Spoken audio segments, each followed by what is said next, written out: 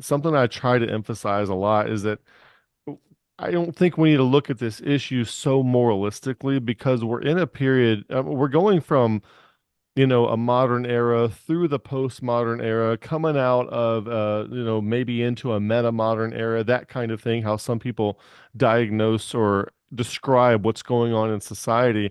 And it is a legitimate function to question what is base reality, like what is really real, including what is biologically real and what is a construct. Now, I'm not saying that people's conclusions are correct on this, but I am saying it is legitimate to ask the question, is this a construct or is it real? That has to be asked. And I think we're at a period in mankind's consciousness right now where that is being asked in a kind of a practiced out, lived out way, and it's a phase that mankind has to go through. And I don't think we're going to be here forever, but I do think that as Christians we need to behave ourselves appropriately during this phase that mankind is going through. That's good. It's impossible that we don't go through this.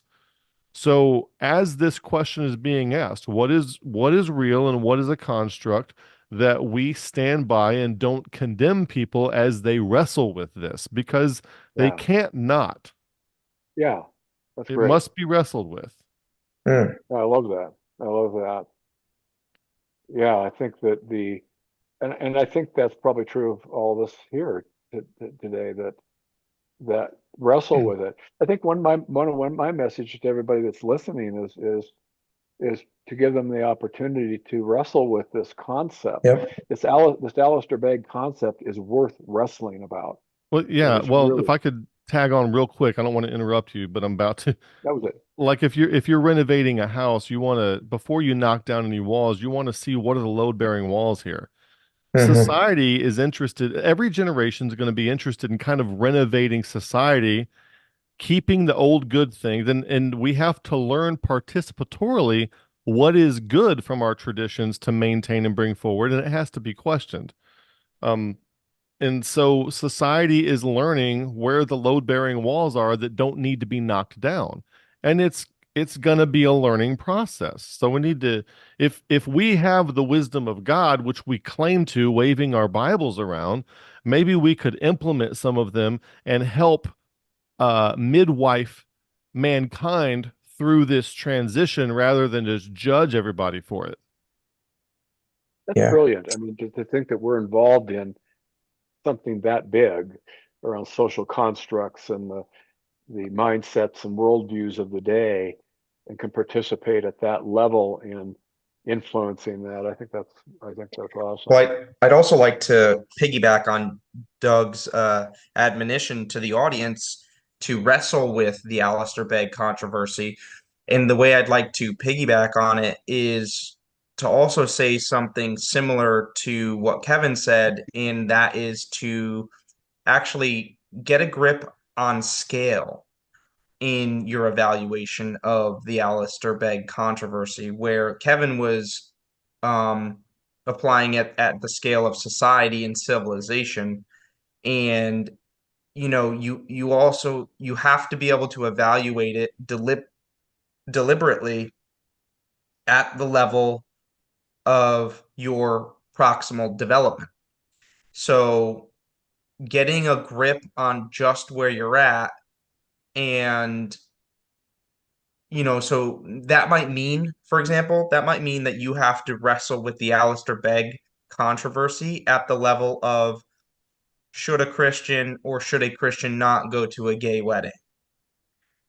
You may be in a place where what you need to wrestle with is the what a Christian counselor should advise. Or not. There's a lot of multifacets to this controversy that make it ripe for a lot of individuals to consider the scope of their development and also an opportunity to actualize or to actuate the level at which they're going to do some sort of personal analysis and or reflection on it. So feel encouraged to, take a bite size and maybe just wrestle about whether pastor should be giving shoulds and should nots. Keep it simple. Or maybe you're in a place where you need to consider you're the leader of a big group or something like that. Maybe you need to consider the more meta value structure considerations of, are the people in my group ready to wrestle with, or am I even ready to wrestle with the internal value structures that something like the controversy is bringing up? That might be the level that's appropriate for you to challenge yourself to actually wrestle, because wrestling implies that there's going to be some kind of counterforce that's going to test the limits of your Right, strength. right. And So maybe you put have your to hip put out of yourself joint. there. Yeah. So I want to, yeah, like the way you frame the question, should Christians go to gay weddings? I want to encourage people to frame the question in a way that's not so, that won't result in such a universalizing answer. Like, when I answer that question, I'm not coming up with a policy that everyone who's a Christian either should or should not every time this scenario arises, but Mm-hmm. maybe is attending one such an event a viable option for a Christian? Mm. Because they're going to have to Yeah. make that decision. There's so many other factors other than the fact that you're a Christian on whether or not you could go, and it could just simply be on whether or not you have something else planned for that. You know, Yeah. I got two And also, weddings on May the 4th, and I can only go to one of them. yeah. But also the question, should you go to a wedding if they're unbelievers? Mm, I mean, if you're not going to go to a wedding because somebody's gay, because you feel like you're celebrating gayness, are you going to go to a wedding where there are two, or one's a believer and one isn't, or because I mean, the questions start to grow. Yeah. Are you going to go to somebody's dinner that's hosting a dinner, uh, maybe in their small group, or just you've met them through whatever means, but they're living together but not married, so you don't go to that. It just gets ridiculous to me I at some agree. I point, totally agree. uh, around what are we discerning in this. But I like your comments too, Nick. Those are powerful comments. They're just ways that I like that encouragement for somebody to take where they're at right now. And Yeah. I'm not trying to oppose anything on anybody at all. But if all of us here on this podcast can spark your thinking about broadening your way of internalizing biblical truth, regardless of this subject, but even in other ones too, Yep. then that's a win for me.